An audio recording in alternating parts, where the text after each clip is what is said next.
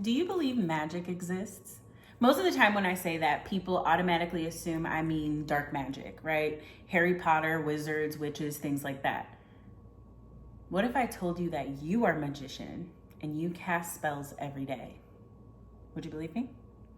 Welcome everyone to Collective Consciousness. My name's Tiny, I'm your host. I'm so happy to welcome you to the show where we focus on expanding your consciousness. The whole purpose are for individuals who are struggling with blockages or unresolved traumas heal through spiritual means and ways. So if that's an individual like you, take one moment and smash the subscribe button down below and also give us a thumbs up. What we're talking about today is your throat chakra and the spells you cast with your words. Let's dive on in.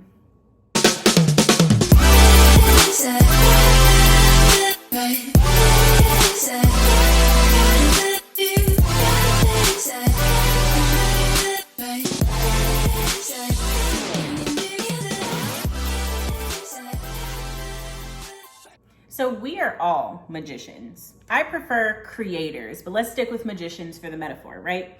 We all create things using our voice. And, we all know that it's been said, right? Thoughts become things. We all know that. Well, if thoughts become things, before you speak words, it was first a thought. And when you speak it, that is how the manifestation of the thing comes to place in the physical. So that's why affirmations are so important.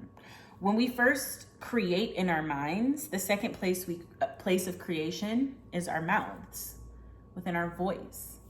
I remember I was in college and, I've always been a pretty happy individual, but college was a tough time for me because I was in a huge transition state. I wanted to break free of my childlike restrictions, but I also was struggling with becoming and stepping into who I truly was.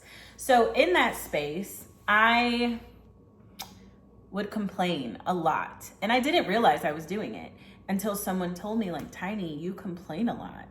And so now that it was brought to my attention and it was brought to my awareness, now I'm able to cognize I do complain a lot. I'm starting to recognize when I complain and the effects of the complaining had on my life. So I started to change my behavior. And after I changed my behavior, I noticed something crazy. That things that used to irritate me didn't irritate me anymore. I found a lot more patience. I found a lot more calmness and clarity in what could have been going on in that situation. And it gave me so much comfort. And through that comfort created ease.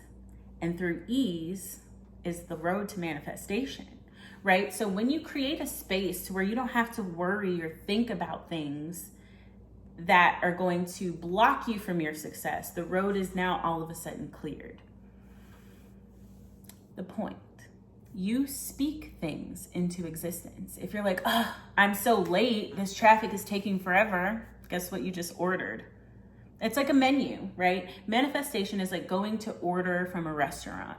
You open the menu and you tell the universe what you want. I want traffic today. I want to be late. You might not actually want that emotionally, but your behavior, your words is directed towards that, okay?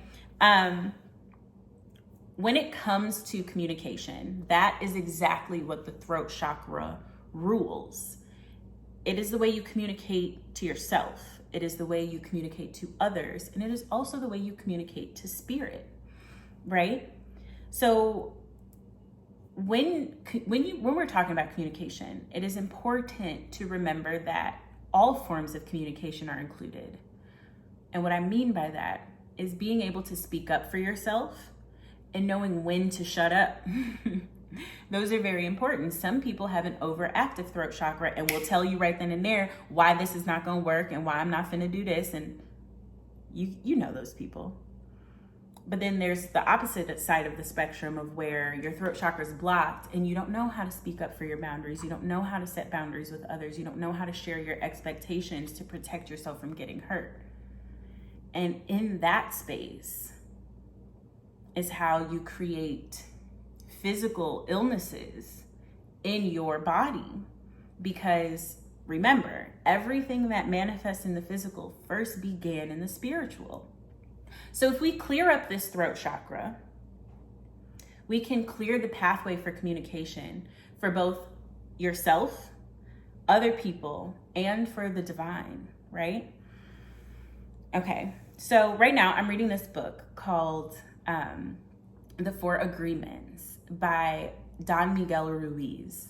It is a Toltec book of wisdom, and I absolutely love this book. The first agreement is be impeccable with your word, because being impeccable with your word is pretty much the definition of integrity.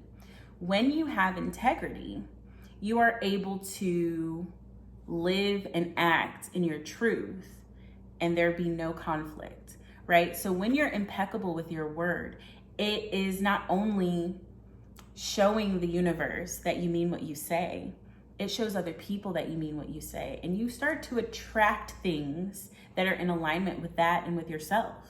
And that's what's most important, is we want to be able to attract the things that are for us, that are in alignment with our divine purpose. How do you do that?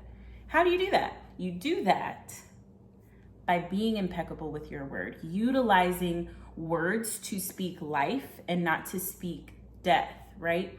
He says that we're all magicians because anytime you say anything against someone else, or anytime you utilize your words to ridicule, judge, anything like that to anyone else, that is casting black magic. That's a spell. We had a conversation before. Words are spells, right? Go back to that. Actually, I'll put that link down below for you. Words are spells. So when you speak negatively on someone, like, oh, your singing voice is so ugly, or why would you even put that on? Like, you are too big to be wearing that. These things create beliefs in the minds of other people. And when those black magic spells are casted upon you, you have the choice to either let that germinate or to dispel that, right? Of course, you can control what you receive and what you reject. But you don't want to be the person that is throwing these black magic spells on other people as well. So being impeccable with your word is holding yourself to a higher integrity and being able to speak life into others. If you're going to use magic anyway, words are spells, period. If you're going to use magic anyway, use white magic. Use that pure stuff. You get what I'm saying? And this is going to bring you to a more enlightened way of living. Your things are going to end up so much easier. I just have found so much more patience when I don't complain about things. I used to be so impatient and anxious and all of these things. You ever get that lump in your throat?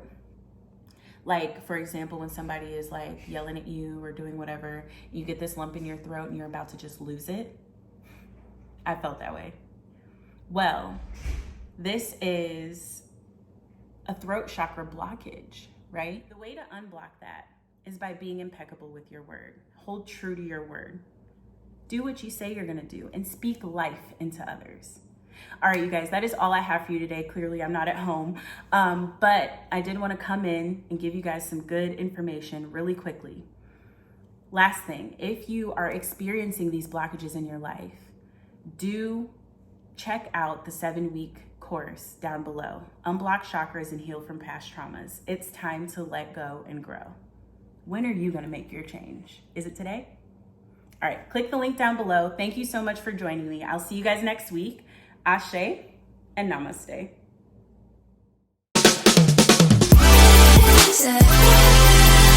Right.